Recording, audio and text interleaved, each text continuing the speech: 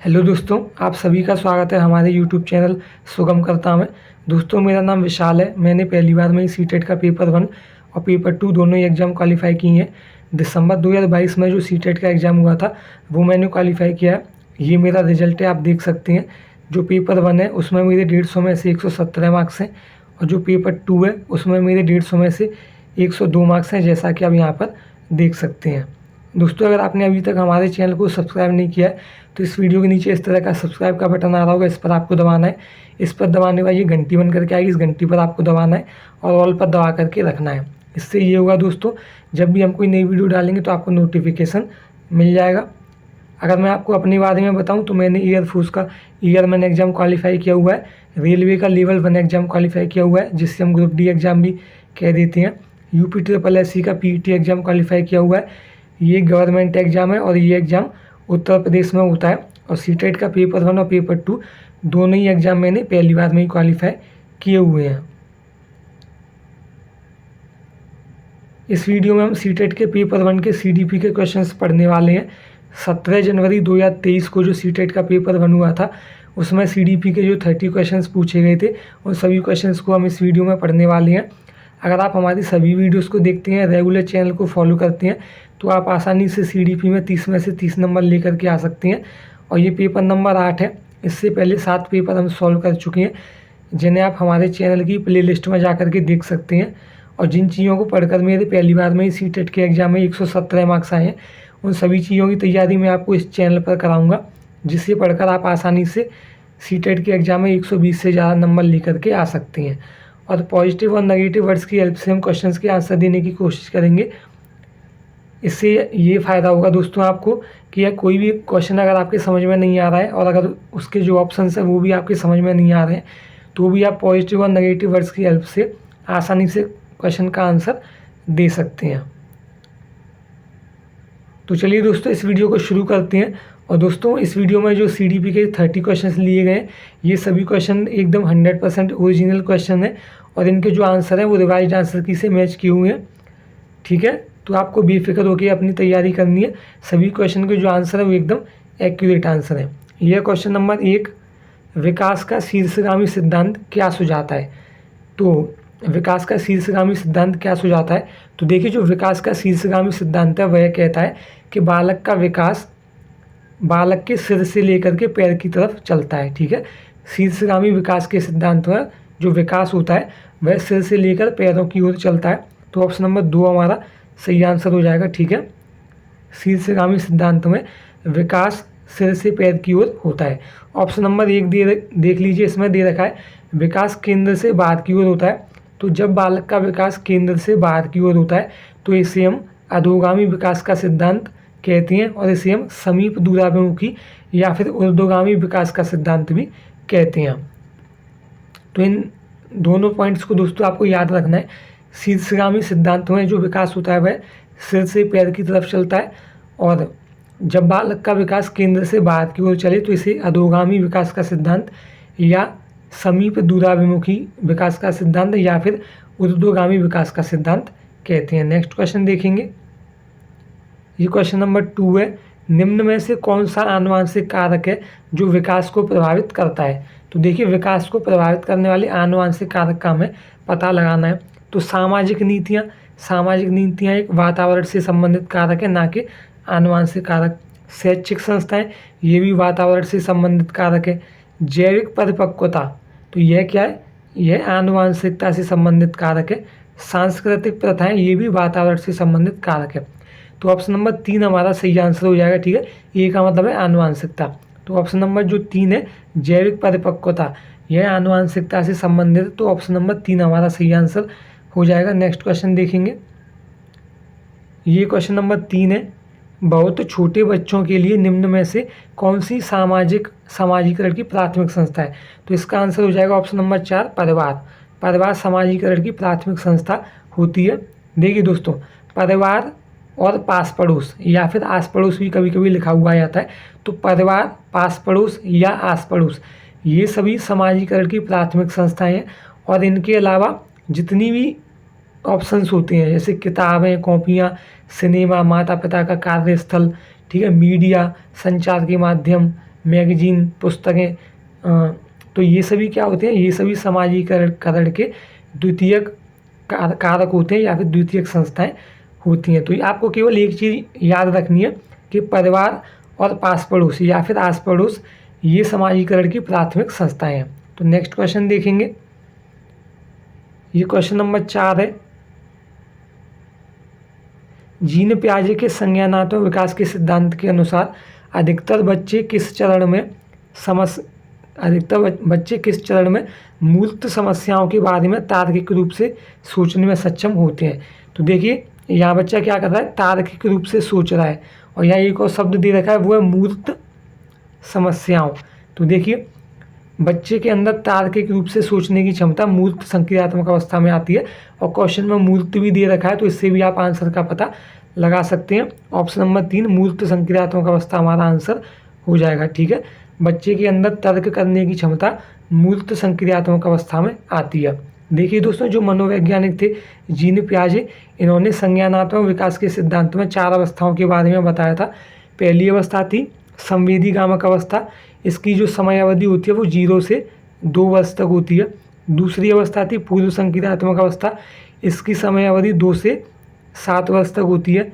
तीसरी अवस्था है मूर्त संक्रियात्मक अवस्था, जिसकी समय अवधि 7 से 11 वर्ष तक होती है। और चौथी अवस्था है औपचारिक संक्रियात्मक अवस्था, जिसकी समय अवधि 11 से 15 वर्ष तक होती है। और औपचारिक संक्रियात्मक अवस्था को हम अमूर्त संक्रियात्मक अवस्था भी कह देते हैं। तो ये सारे पॉइंट्स दोस्तों आपको याद रखनी है, क्योंकि कभी कभी वो घुमा फिरा करके क्वेश्चन पूछ लेता है। जैसे कि वह पूछ लेगा आपसे कि मूर्त संक्रियात्मक अवस्था जीन पियाजे के संज्ञानात्मक विकास के सिद्धांत की कौन सी अवस्था है, तो हम बता देंगे कि तीसरी अवस्था है। और ऐसे भी क्वेश्चन पूछ लेता है जैसे कि पूर्व संक्रियात्मक अवस्था की समय अवधि क्या होती है, तो अगर हमें याद होगा तो हम बता देंगे 2 से 7 वर्ष। तो नेक्स्ट क्वेश्चन देखेंगे,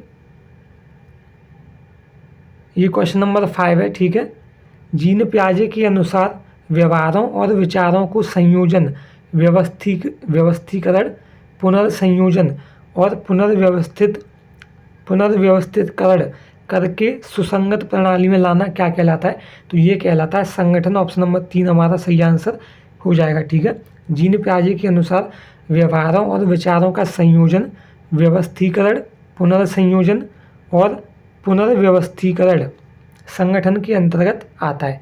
नेक्स्ट क्वेश्चन देखेंगे दोस्तों। आगे बढ़ने से पहले अगर आपने चैनल को अभी तक सब्सक्राइब नहीं किया है तो चैनल को सब्सक्राइब कर लीजिए, घंटी को दबा दीजिए, और घंटी को दबाने के बाद इस तरह के कुछ ऑप्शंस आएंगे, इनमें से आपको ऑल पर दबाना है। नेक्स्ट क्वेश्चन देखेंगे, ये क्वेश्चन नंबर 6। लेव वाइगोस्की के अनुसार डैश चिंतन और अधिगम विकास प्रक्रिया में महत्वपूर्ण भूमिका निभाते हैं। तो देखिए महत्वपूर्ण भूमिका निभाते हैं, तो पुरस्कार और दंड गलत है, पुरस्कार और दंड दोनों ही नेगेटिव वर्ड है, तो ये वाला ऑप्शन गलत हो गया। सांस्कृतिक उपकरण, तो सांस्कृतिक उपकरण एक पॉजिटिव वर्ड है, तो ये वाला वाक्य सही है। समान योग्यता समूह निर्माण, तो योग्यता के आधार पर समूह का निर्माण करना गलत बात है। अग्रिम आयोजक, तो ये भी गलत है। तो लेव वाइगोस्की के अनुसार सामाजिक उपकरण चिंतन और अधिगम विकास प्रक्रिया में महत्वपूर्ण भूमिका निभाते हैं, तो ऑप्शन नंबर 2 हमारा सही आंसर होगा। नेक्स्ट क्वेश्चन देखेंगे, ये क्वेश्चन नंबर 7। लेव वाइगोस्की के सिद्धांत में वह योजना जिसमें अध्यापिका विद्यार्थियों के लिए सवालों का सरलीकरण करती है, उन्हें संकेत देती है और सवाल को हल करने के प्राथमिक चरण बताती है, ताकि वे दी गई समस्या समाधान को खोजने में आने वाली बाधाओं को पार कर सकें, क्या कहलाती है। तो देखिए दोस्तों, जब भी शिक्षक के द्वारा बालक की सहायता की जाए और बालक की सहायता करने के लिए संकेत और इशारों का प्रयोग किया जाए, तो उसे हम पाठ प्रदान करना कहते हैं। तो ऑप्शन नंबर 1 हमारा सही आंसर हो जाएगा। क्वेश्चन में दिया रखा था संकेत, तो संकेत दिए जाते हैं जब बच्चे को पाठ प्रदान की जाती है, तो ऑप्शन नंबर 1 हमारा सही आंसर होगा। नेक्स्ट क्वेश्चन देखेंगे, ये क्वेश्चन नंबर 8 है। लॉरेंस कोलबर्ग ने बच्चों और वयस्कों से संबंधित किस विषय की जांच की थी, तो इन्होंने नैतिक तर्क का विकास, ऑप्शन नंबर 3 हमारा सही आंसर हो जाएगा। लॉरेंस कोलबर्ग ने नैतिक विकास का सिद्धांत का प्रतिपादन किया था, तो ऑप्शन नंबर 3 हमारा सही आंसर होगा। नेक्स्ट क्वेश्चन देखेंगे, ये क्वेश्चन नंबर 9 है। एक अध्यापिका को अपने विद्यार्थियों में निम्न में से किस पहलू को बढ़ावा देना चाहिए? तो निष्क्रिय नकल, तो निष्क्रिय और नकल दोनों ही नेगेटिव वर्ड है, तो ये वाला वाक्य गलत है। हमें बच्चों को निष्क्रिय रूप से नकल करने को बढ़ावा नहीं देना है। कंठस्थ करना और कंठस्थ स्मरण, तो कंठस्थ करना और स्मरण करना दोनों ही नेगेटिव वर्ड है, तो ये वाला वाक्य भी गलत है। हमें बच्चे को कंठस्थ करने का मतलब होता है रटना, तो हमें रटने पर जोर नहीं देना है, हमें बच्चे को रटना नहीं सिखाना है। ऑप्शन नंबर 3 ज्ञान निर्माण, तो ज्ञान का निर्माण करना एक अच्छी बात होती है, तो ये वाला वाक्य सही है। ऑप्शन नंबर 4 उच्च प्रतिस्पर्धा, तो प्रतिस्पर्धा एक नेगेटिव वर्ड है, तो ये वाला वाक्य भी गलत है। हमें बच्चों के बीच प्रतिस्पर्धा को बढ़ावा नहीं देना है, तो ऑप्शन नंबर 3 हमारा सही आंसर हो जाएगा।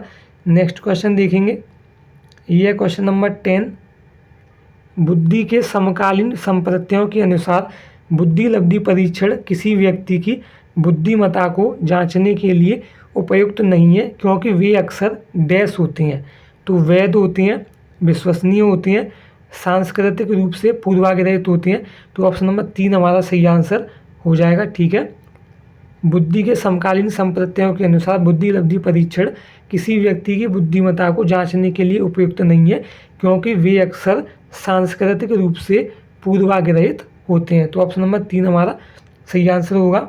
आगे बढ़ते हैं दोस्तों, चैनल को सब्सक्राइब कर लीजिए। ठीक है, सब्सक्राइब के बटन पर आप दबाएंगे तो इस तरह की घंटी बन करके आएगी, घंटी पर जब आप दबाएंगे तो इस तरह के कुछ ऑप्शंस आएंगे जिनमें से आपको ऑल पर दबा करके रखना है। आगे बढ़ते हैं, ये क्वेश्चन नंबर 11, भाषा और विचार कई महत्वपूर्ण रूपों से अंतःक्रिया करते हैं, तो ये वाला वाक्य सही है। भाषा और विचार कई महत्वपूर्ण रूपों से अंतःक्रिया करते हैं, एक दूसरे से स्वतंत्र रूप से विकसित होती हैं, तो ये वाला वाक्य गलत है।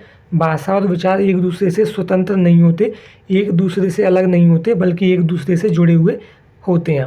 ऑप्शन नंबर 3 किसी व्यक्ति के विकास को प्रभावित नहीं करते, तो ये वाला वाक्य भी गलत है। भाषा और विचार व्यक्ति के विकास को प्रभावित करते हैं।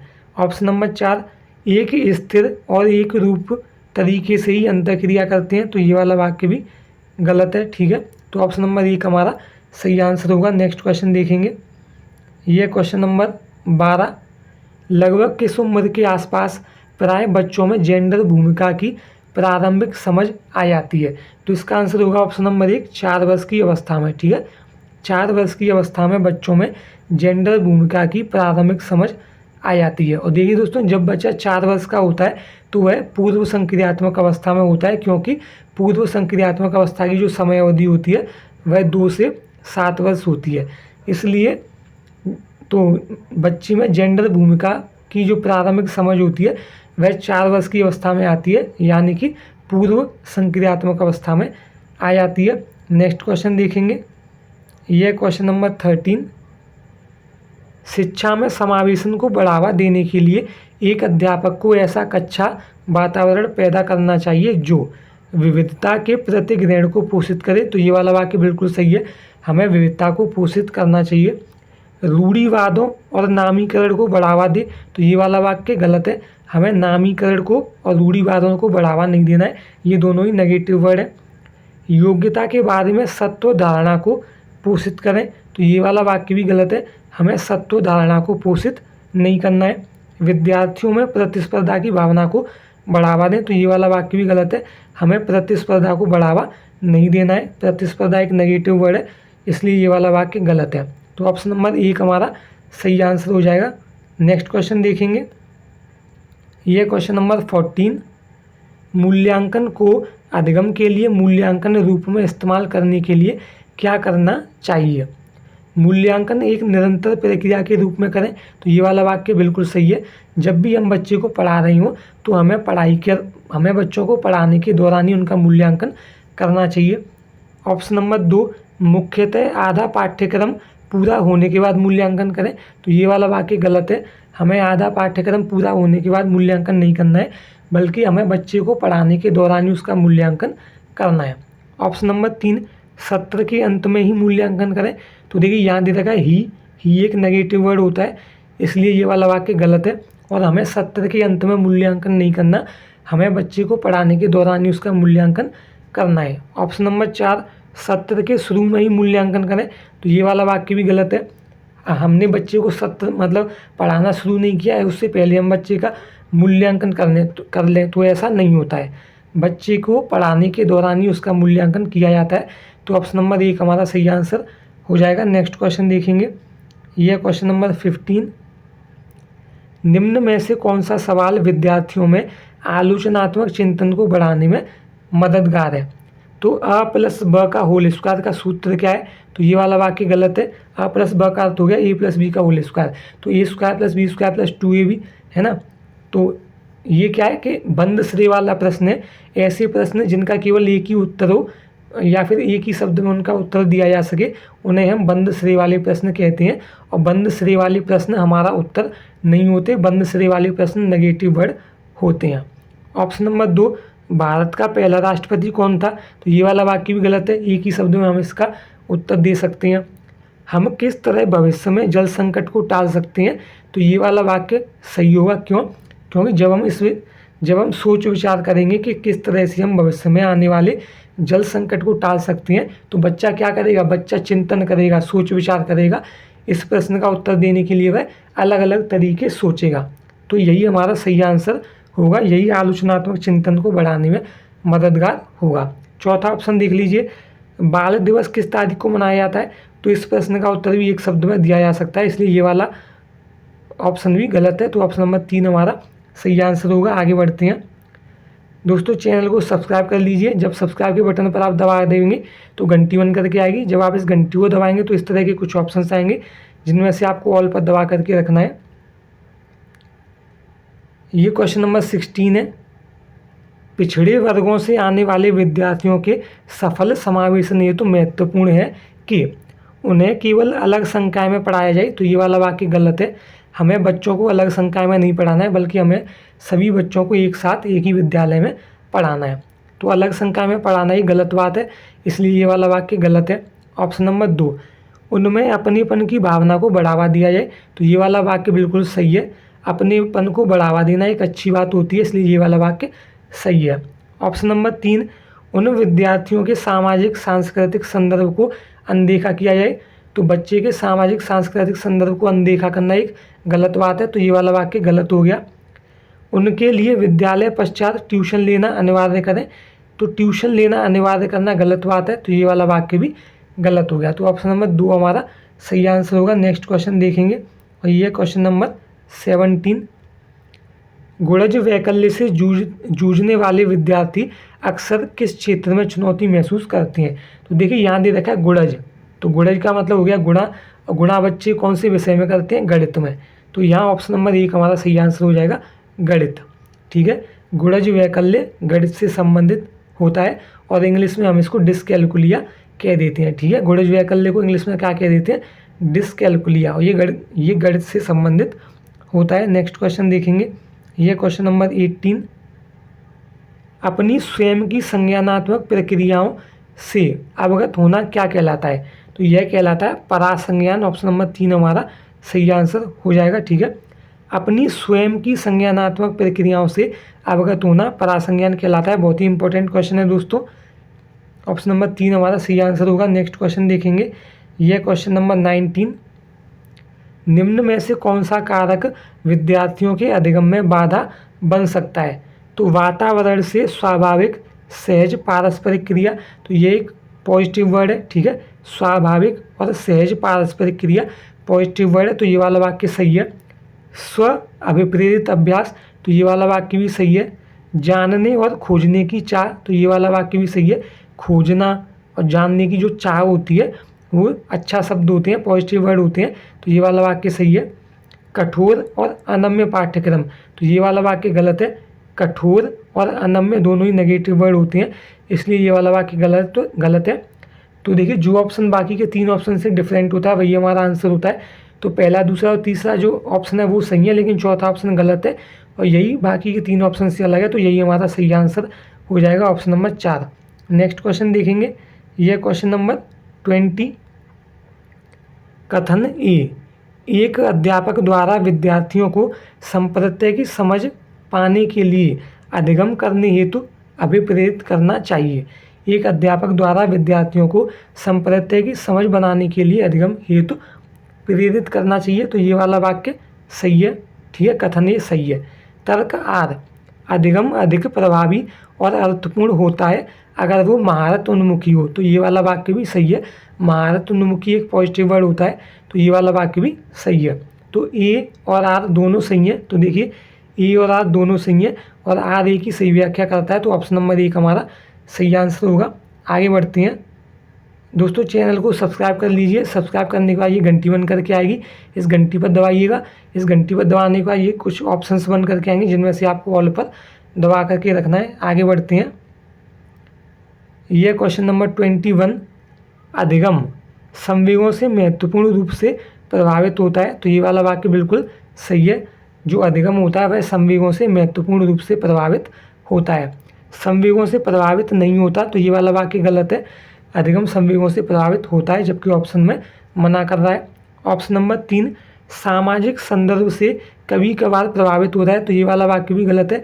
कभी कभार प्रभावित नहीं होता, बल्कि हमेशा ही प्रभावित होता है। सामाजिक संदर्भ से कभी भी प्रभावित नहीं होता, तो ये वाला वाक्य भी गलत है। अधिगम सामाजिक संदर्भ से प्रभावित होता है। तो ऑप्शन नंबर 1 सभी से अलग है, तो यही हमारा आंसर हो जाएगा। नेक्स्ट क्वेश्चन देखेंगे, ये क्वेश्चन नंबर 22, विद्यार्थियों द्वारा गृहीत वैकल्पिक अवधारणाएं अधिगम प्रक्रिया में कोई भूमिका नहीं निभाती, तो ये वाला वाक्य गलत है। बालकों की जो वैकल्पिक अवधारणाएं होती हैं ये अधिगम प्रक्रिया में महत्वपूर्ण भूमिका निभाती हैं, जबकि ऑप्शन में मना कर रहा है, इसलिए ये वाला वाक्य गलत है। ऑप्शन नंबर 2, पूरी तरह अतार्किक और अविवेकी होती हैं, तो ये वाला वाक्य गलत है। जो बच्चों की वैकल्पिक अवधारणाएं होती हैं ये अतार्किक नहीं होती, बल्कि तार्किक होती हैं।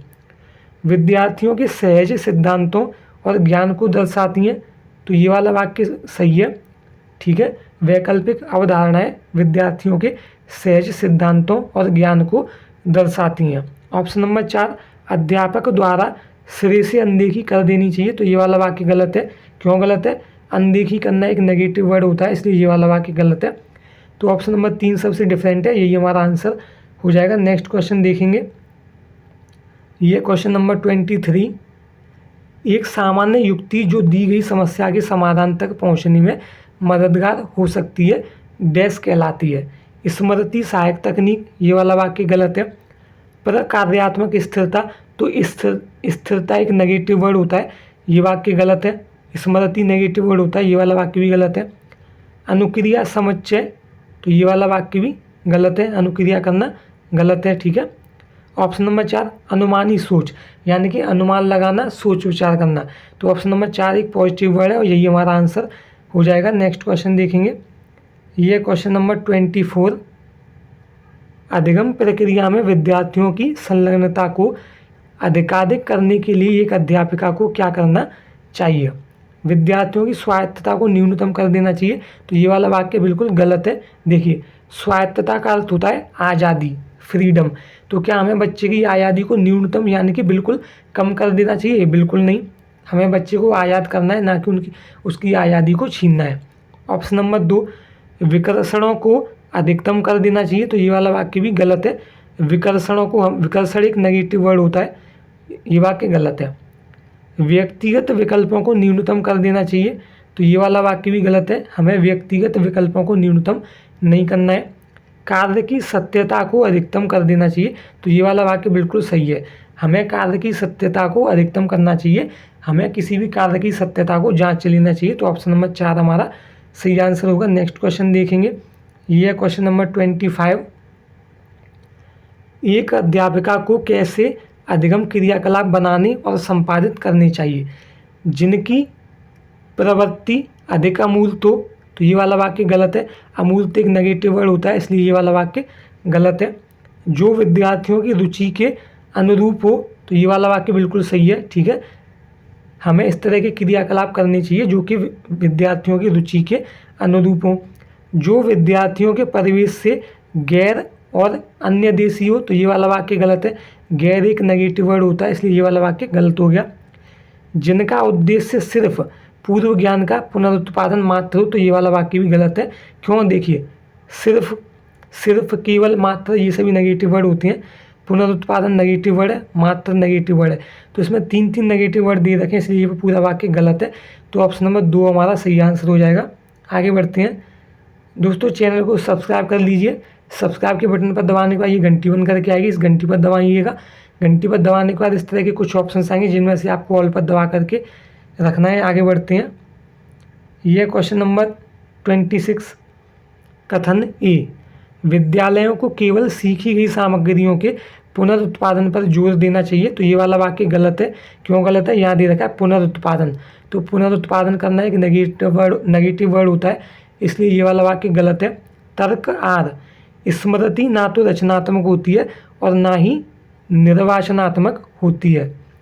तो ये वाला वाक्य भी क्या है? स्मृति ना तो रचनात्मक होती है और ना ही निर्वचनात्मक होती है। तो ये वाला वाक्य भी गलत है। तो ए और आर दोनों गलत हैं। ऑप्शन नंबर 4 हमारा सही आंसर हो जाएगा। नेक्स्ट क्वेश्चन देखेंगे, यह क्वेश्चन नंबर 27, बच्चे सबसे बेहतर डैश द्वारा सीखते हैं। तो बच्चे सबसे बेहतर खोजी अधिगम द्वारा सीखते हैं। ऑप्शन नंबर 1 हमारा सही आंसर हो जाएगा। बाकी ऑप्शन देखिए, पुनरावृत्ति करना, रिपीट करना, रिवीजन करना नेगेटिव वर्ड है। अभ्यास नेगेटिव वर्ड है, तो ये वाला वाक्य गलत हो गया। निष्क्रिय नकल, तो निष्क्रिय और नकल दोनों नेगेटिव वर्ड है, ये भी गलत हो गया। कंठस्थ और स्मरण, कंठस्थ करना मतलब रटना, स्मरण करना मतलब याद करना, दोनों नेगेटिव वर्ड है, तो ये भी गलत हो गया। ऑप्शन नंबर 1 हमारा सही आंसर होगा। नेक्स्ट क्वेश्चन देखेंगे, यह क्वेश्चन नंबर 28, रेशमा 3 साल की उम्र से ही स्वतंत्र रूप से पढ़ने लगी और उसने अपनी पहुंच की हर किताब पढ़ ली। ठीक है, पहुंच की हर किताब पढ़ ली। रेशमा किस तरह की विशेषता दिखा रही है? तो स्वलीनता गलत है। प्रतिभाशीलता, तो ऑप्शन नंबर 2 हमारा सही है। देखिए, एक 3 साल की बच्ची है जिसका नाम है रेशमा, जो कि 3 साल की उम्र में ही स्वतंत्र रूप से पढ़ने लगती है और वह अपनी पहुंच की हर किताब को पढ़ लेती है, अपनी रुचि के अनुसार हर किताब को पढ़ लेती है। तो ऐसा कोई प्रतिभाशील बालक ही कर सकता है, प्रतिभाशील बालिका ही कर सकती है। तो ऑप्शन नंबर 2 हमारा सही आंसर हो जाएगा। ठीक है, बाकी ये देखिए, स्वलीनता एक विकार होता है, तो अगर बच्चे में स्वलीनता विकार है तो वह प्रतिभाशील नहीं होगा। पठन वैकल्य, ये भी एक विकार है। मानसिक विकलांगता, ये भी एक विकार है। तो ऑप्शन नंबर 2 हमारा सही आंसर होगा। नेक्स्ट क्वेश्चन देखेंगे, यह क्वेश्चन नंबर 29, निम्न में से कौन सा गुण प्राय स्वलीनता ग्रहित विद्यार्थियों में देखा जाता है? तो पुनरावृत्ति व्यवहार, ऑप्शन नंबर 1 हमारा सही आंसर हो जाएगा। जिन बालकों में स्वलीनता विकार पाया जाता है, उन बच्चों का जो व्यवहार होता है उसमें पुनरावृत्ति पाई जाती है, यानी कि जो बच्चे होते हैं वह अपने आप से ही बातें करते रहते हैं, अपने आप से ही चीज़ों को रिपीट करते रहते हैं। तो ऑप्शन नंबर 1 हमारा सही आंसर हो जाएगा। नेक्स्ट क्वेश्चन देखेंगे, यह क्वेश्चन नंबर 30, निम्न में से कौन सा प्रावधान दृष्टिबाधिता से जूझने वाले विद्यार्थियों के समावेशन में बाधक बन जाता है? तो देखिए, एक बच्चा है जो कि दृष्टिबाधित है, यानी कि बच्चे को देखने में कठिनाई होती है, तो इस बच्चे के समावेशन में कौन सा ऑप्शन है जो कि बाधा उत्पन्न करेगा, रुकावट उत्पन्न करेगा? तो पहला ऑप्शन ब्रेल किताब है। तो जो ब्रेल लिपि होती है वह ऐसे बच्चों के लिए बनाई गई है जिन बच्चों को देखने में कठिनाई होती है। तो पहला वाला जो ऑप्शन है वो तो सही है। ठीक है, ब्रेल लिपि जो होती है वह दृष्टिबाधित बच्चों के लिए ही बनाई गई है। ऑप्शन नंबर 2, स्पर्शनीय मानचित्र, तो ये वाला वाक्य भी सही है। स्पर्श करने वाली सामग्री दृष्टिबाधित बच्चों के लिए लाभकारी होती है, क्योंकि बच्चे उसको छू करके पता लगा सकते हैं, छू करके चीज़ों को सीख सकते हैं। ऑप्शन नंबर 3, लिपिक की मदद लेना, तो ये वाला वाक्य भी सही है। बच्चे को अगर देखने में परेशानी होती है तो वह किसी अन्य व्यक्ति की सहायता ले सकता है। ऑप्शन नंबर 4, लिखित परीक्षाएं, तो ये वाला वाक्य गलत है।